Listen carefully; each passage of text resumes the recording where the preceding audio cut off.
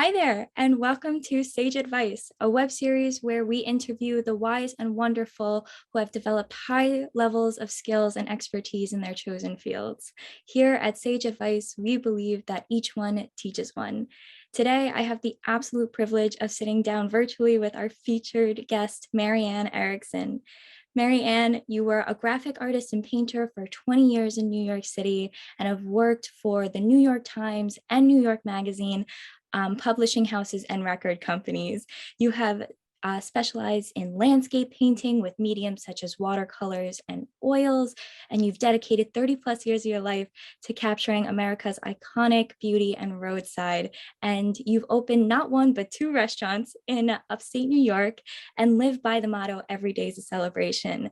Maryanne, thank you so much for taking the time to be here and talking about your career. Thank you, Leanna. Oh, of course. So let's jump in. How did you jumpstart your career after college, and how did it lead up to working for major publications like the New York Times and New York Magazine? Times are so different now. I graduated from Art Center College of Design in, 1974.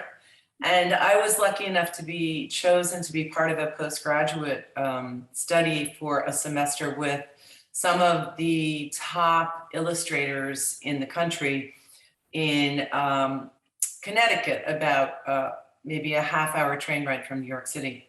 So my ex-husband and I found a place to live in Westport, Connecticut, and studied with these very amazing illustrators for an entire semester. And I had developed a portfolio, as people do when they want to get into a profession like the graphic arts. Today, of course, it's so different. I mean, back in those days, I set out on pounding the streets of New York City with my portfolio in hand, and got appointments to see people. Now today, it's so different. People probably just have websites and share things digitally. But I was very lucky because I had gone to school with some people who studied to be art directors and graphic designers and things like that.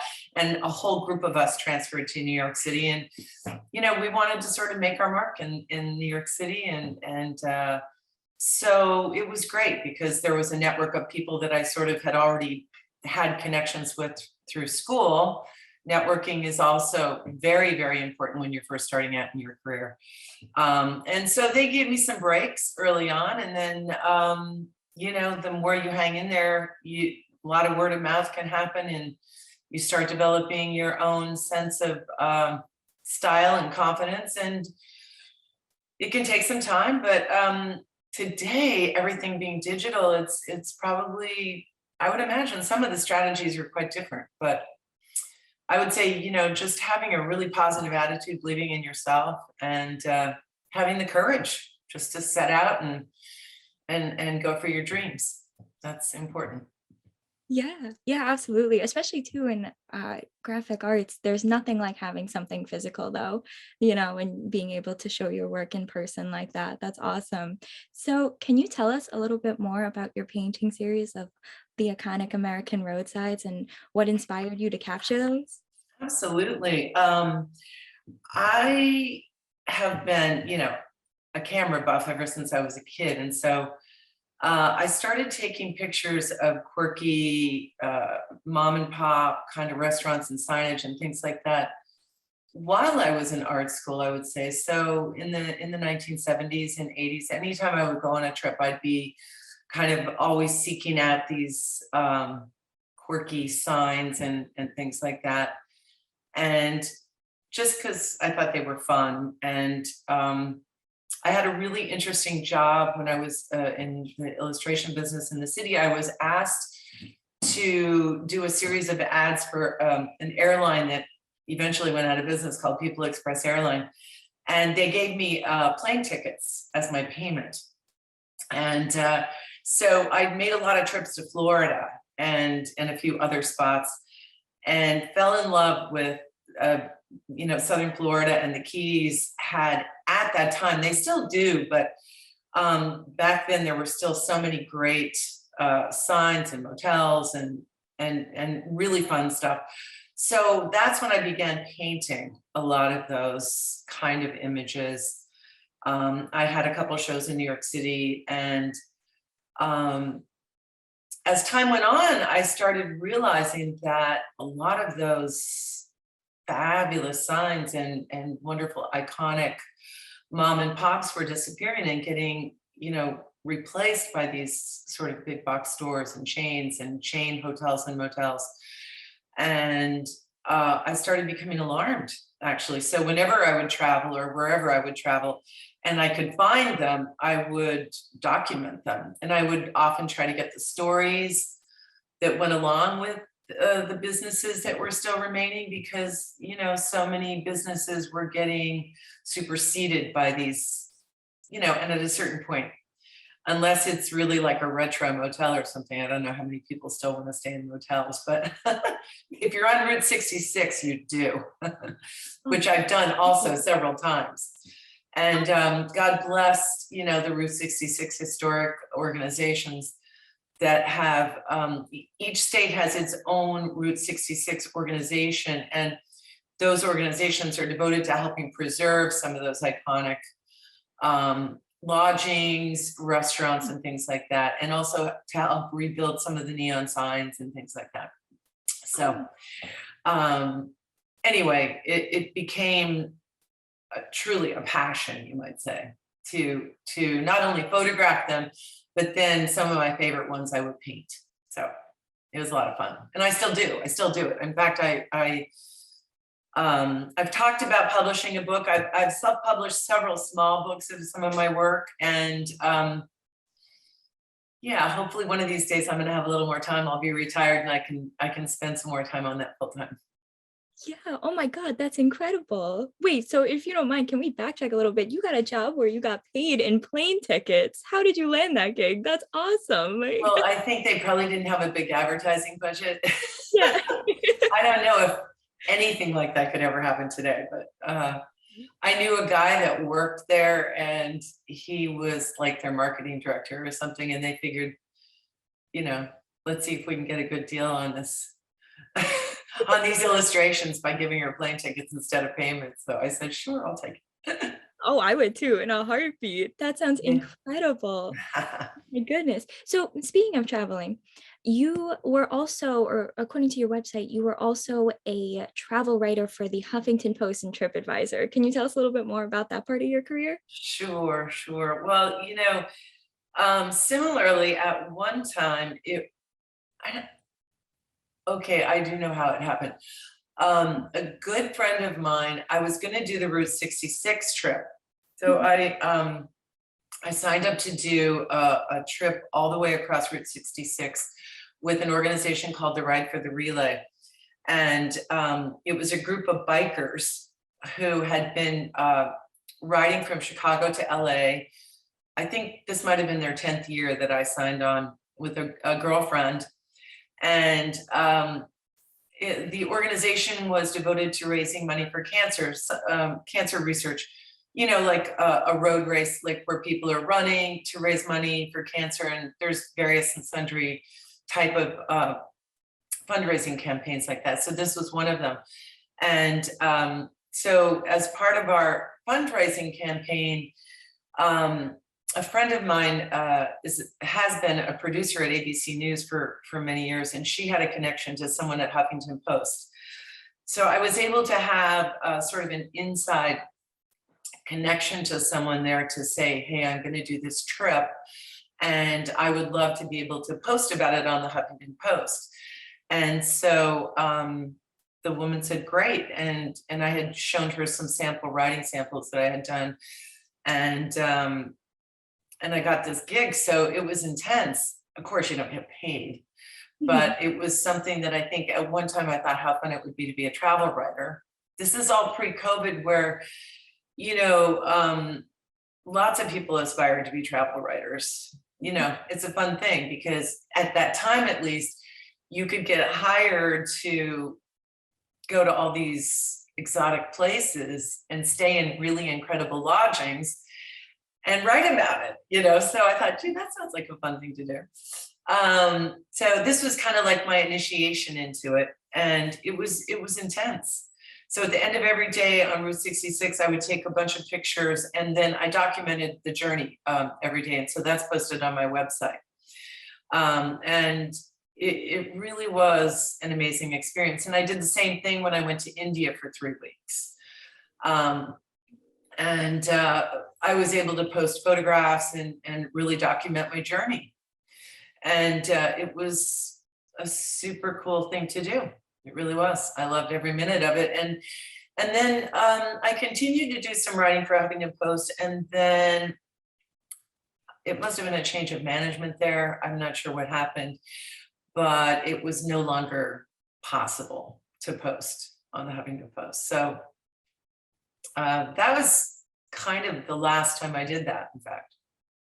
Oh, wow. So now do you find yourself like writing and documenting more heavily and more intensely, just kind of for fun or for like personal purposes?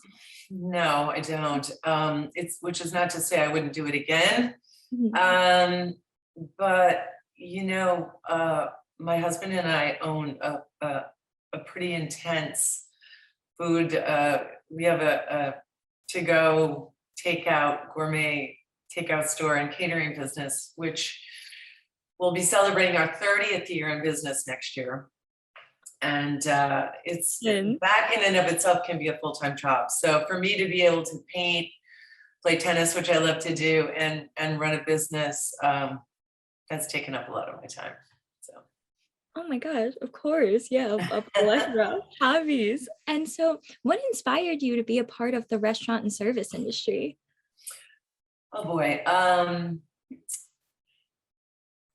My husband and I bought a house in upstate New York. We'd been living in New York City, working for a number of years, and he was a chef in the city at the time.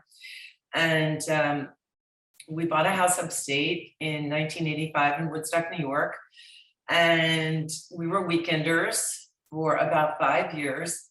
And at that time, I was still working as a graphic artist and illustrator in the city. And I must admit, I think I had gotten pretty burnt out on that.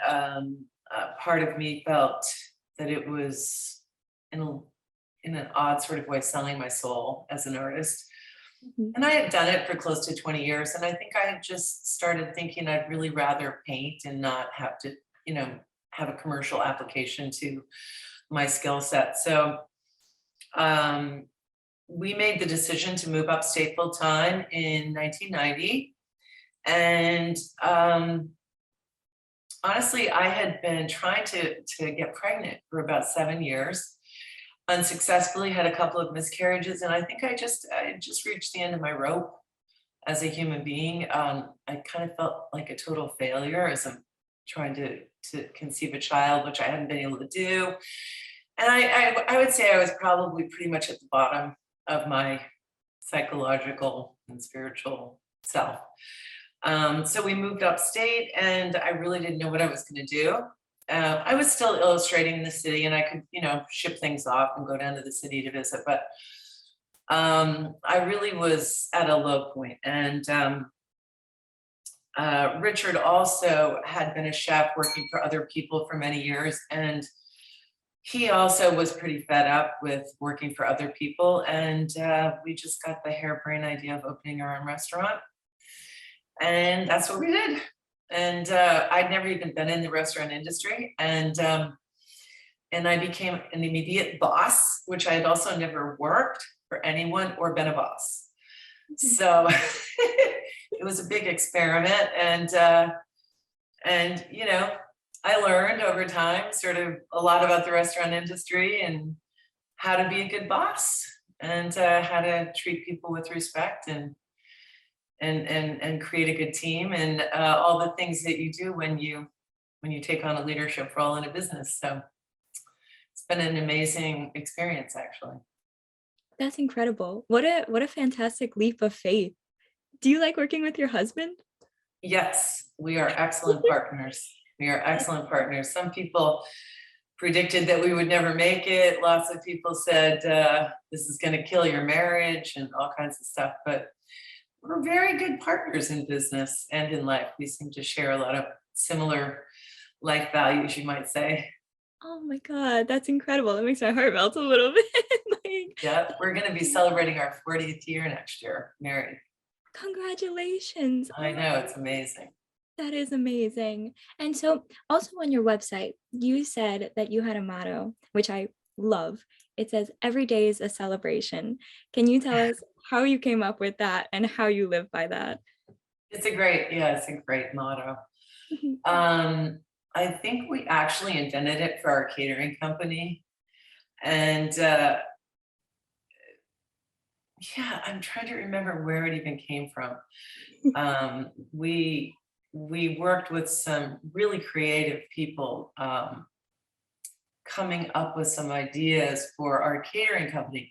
And we just loved that because I mean, truthfully, if you stop to analyze it, Yeah. why not make every day a celebration, right? I mean, it's a choice, right? Yeah. Oh, 100%. Um, and yeah, so I kind of adopted that. I stole it from our business. No, as you should. Oh my gosh.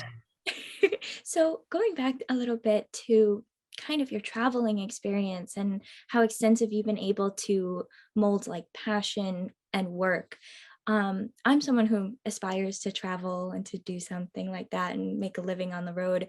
Do you have any advice for somebody who wants to break into that space and become somewhat of a, I guess now it's more of like a digital nomad, I guess you could say. Oh boy. You- like, Yeah, it's so interesting how COVID has changed so much about the world we live Mhm. in.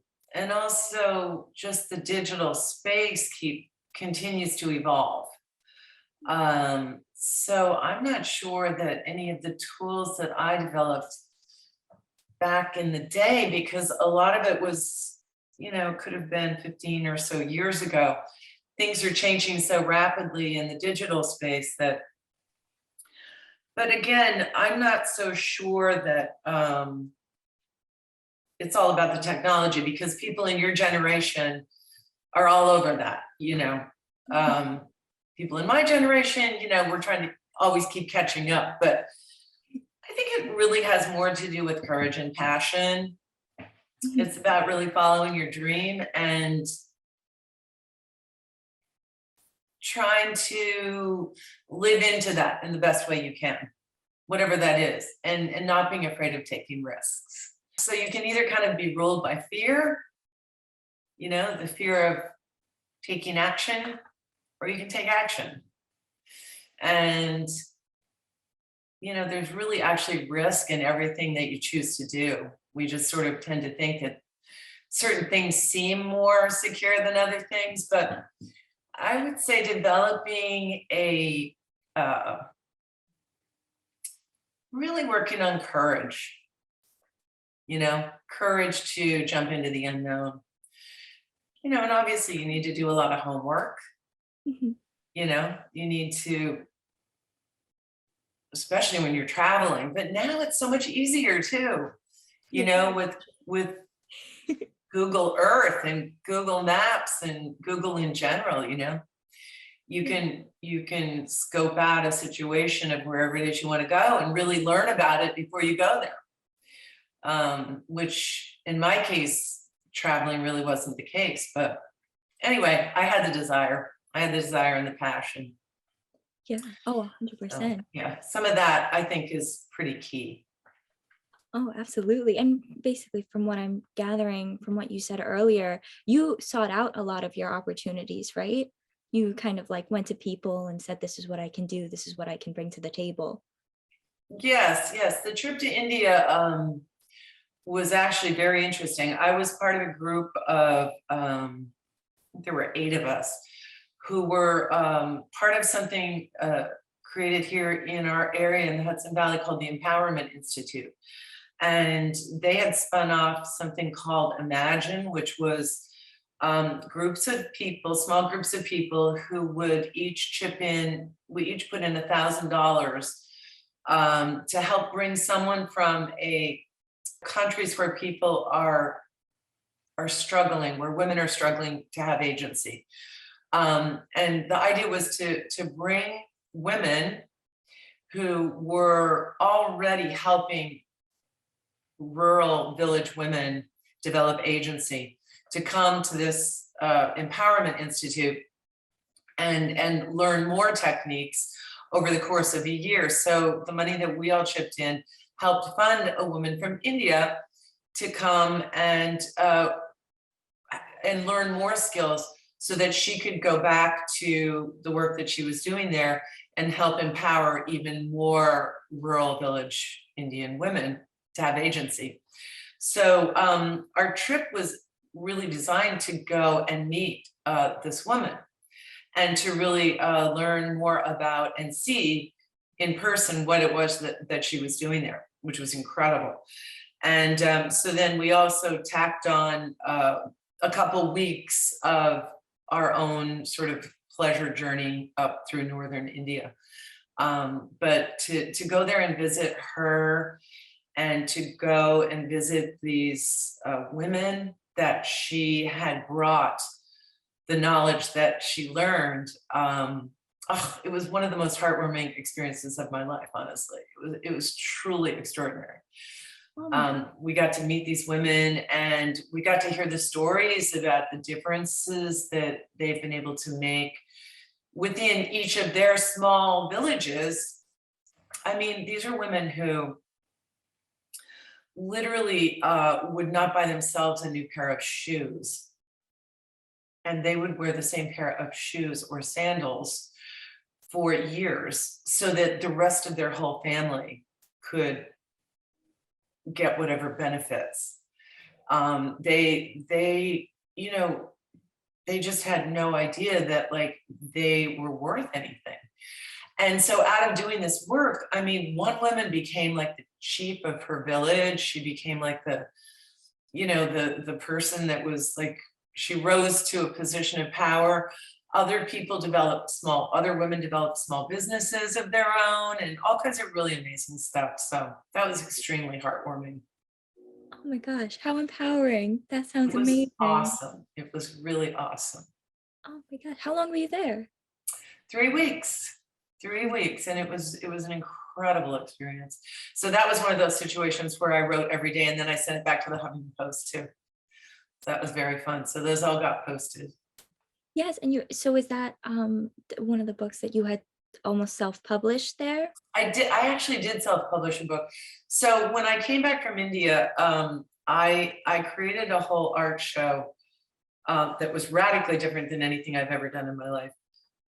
Excuse me. And part of it was that as I was editing my photos from the trip, I became so enraptured. I became so moved by a lot of the photographs that I created this incredible art show of my photographs where I had them blown up on Indian silk and Indian cotton, very large. And a dear friend who was, well, a couple of really good friends of mine who are artists and designers helped me figure out how to hang them. So I had a wonderful show in Kingston, New York at the Art Society of Kingston, where I had them suspended from the ceiling and they were sort of hanging out from the wall. So they were these like ethereal fabric images.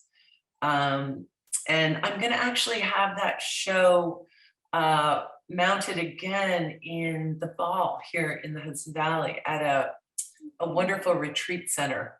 And it'll be fun to see them again because I haven't seen them probably in about 5 years when I had that show. But in conjunction with the photographs, I created a series of poems, almost like haikus, that went with each photograph. And then I self-published a book of that.